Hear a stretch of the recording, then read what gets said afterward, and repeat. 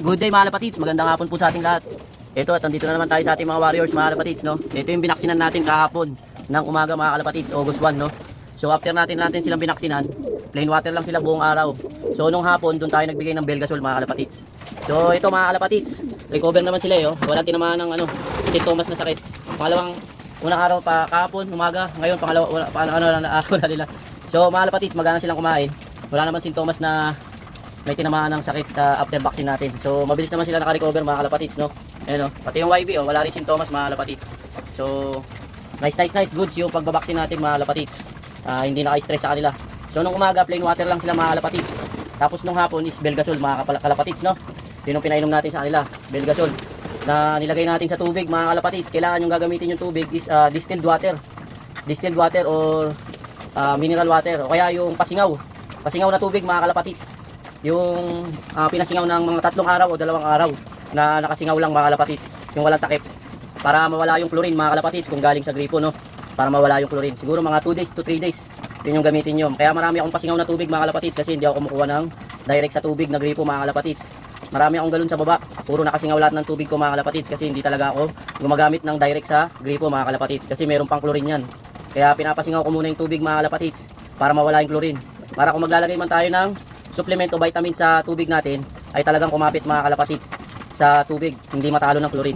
So yun lang mga kalapatids, yun lang yung tip ko para sa ating katulad kong mga newbie.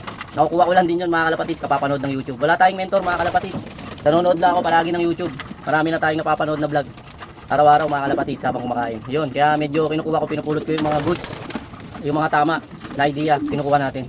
So yun nga mga kalapatids, konti lang pinakain natin ngayong araw kasi bukas is deworming sila mga kalapatids. So kailangan lightweight lang yung pagkain nila para mabilis nilang matunaw yung pagkain sa butchi nila mga kalapatids, para bukas para bukas is makapag deworming, no mga kalapatids. So magde-deworm na sila bukas mga kalapatids, kasi okay naman yung vaccine, wala naman sintomas na may nanghihina, lahat naman kumain, no. Naubos yung pagkain, no mga kalapatids. So means okay, goods na goods yung pag-vaccine natin sa kanila. So pwede na tayo mag-deworm bukas mga kalapatids, kasi nakapagpahinga na rin naman sila. So ngayon ang tubig nila kaninang umaga is plain water, ngayon is electrolytes mga kalapatids. Electrolytes naman, kung kahapon is plain water sa umaga, sa hapon naman is Belgasol mga kalapatids. Di tayo nagbibigay sa umaga kasi sobrang init, napapanis yung tinitimpla natin sa tubig mga kalapatids. Kaya gagamit tayo is sa hapon, tuwing hapon mga kalapatids tayo nagbibigay ng supplement sa tubig para hindi mapanis agad. No mga kalapatids, sa umaga tayo nagbibigay ng plain water. Alright, ganito kasi sa Saudi, sobrang init mga kalapatids, mabilis mapanis yung mga tinitimpla nating inahalo sa tubig. So yun lang mga kalapatids yung ginagawa ko mga kalapatids. So yun, papainumin natin sila after mga ilang minuto, no mga kalapatids, kasi naubos na nila yan. Tama na yan sa kanila para sa ngayong gabi, para bukas is makapagano sila. So yun nga mga kalapatids, magde-deworm tayo. Gamit natin yung pampurga, no mga kalapatids, capsule yun galing sa Pilipinas. Rockdub, excellent mga kalapatids. So yun nga mga kalapatids, hindi natin sila kailangang yung empty na stomach, sobrang empty. At least kahit papano nakakain sila kahit konti, no mga kalapatids. Mas maganda rin kasi yung hindi yung talagang gutom na gutom. Mas mahirapan sila nun mga kalapatids. Kahit papano may konting laman yung tiyan nila, yung hindi naman gutom na gutom, no mga kalapatids, para hindi sila sobrang mahirapan kapag diniworm sila mga kalapatids. Yung iba nga hindi na nagpa-fasting, direkta na nagde-deworm, kasi mas mahirapan nga naman yung kalapati mga kalapatids. Parang pag nagsuka ka, pag lasing ka mga kalapatids, yung wala ka nang maisuka. Alam mo yun mga kalapatids, yung wala kang kinain tapos lasing, sobrang suka ka, kulay green na yung lumalabas sa lalamunan mo. So napakahirap nun mga kalapatids, napakasakit. Kaya ganun din ginawa natin sa mga ibon natin mga kalapatids. Hindi natin sila binutom ng sobra, para kahit papano may laman yung butchi nila pag diniworm natin sila, para hindi sila mahirapan ng todo. So yun nga mga kalapatids, right, painumin na natin sila maya maya ng electrolytes ngayong hapon. Alright, so ito nga yung mga kalapatids, kasama natin to na i-deworm bukas. Ito rin yung mga binaksinan natin, so healthy rin sila, goods na goods yan, no? Right, so yan din mga kalapatids, so tumutuka na sila, kumakain na. Healthy rin yung binaksinan natin, dalawang YB. At yan mga kalapatids, binaksinan na natin yan, deworm din yan bukas, kasama yan mga kalapatids. Pati ito mga kalapatids, napakalaking ibon, no?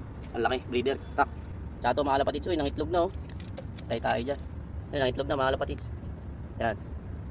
So yun nga mga kalapatids, ito yung electrolytes, lalagay natin dito. So yun nga mga kalapatids, magpapainom na tayo ng electrolytes. Kahapon, Belgasol, no? So yun, electrolytes mga kalapatids. Ano, muna sila kasi kakain lang nila. Yan. Para bukas, deworming sila mga kalapatids.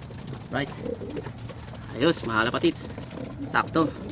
Medyo maganda ang kondisyon ng mga ibon natin after natin binaksinan mga kalapatids. Hindi sila nagpakita ng sintomas. Alright, lahat sila okay, goods.